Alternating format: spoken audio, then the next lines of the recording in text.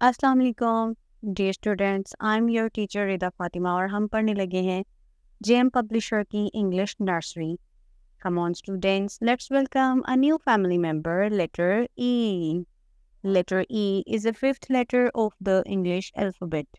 It has a sound E, A, E, A. Come on, students, repeat with me. E, A, E, A. Now, students, open your book, page number 7. इस page पे आपको कुछ vocabulary words नज़र आ रहे हैं और आप इनको मेरे साथ मिलकर पढ़ेंगे। Letter E, A, eagle, E, A, elephant, E, A, and very good. Okay students, अब हम करेंगे इसका फोनिक्स एक्शन।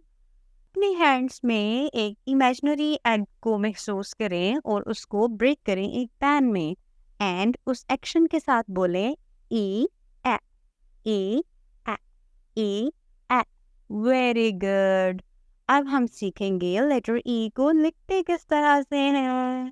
कैपिटल लेटर ई के लिए start from up and make 3 lines in front of it. Start from up, make 3 lines in front of it. Very good. अब हम लिखेंगे small letter ई। Small letter ई के लिए start from this point, move round round round and a small semi circle.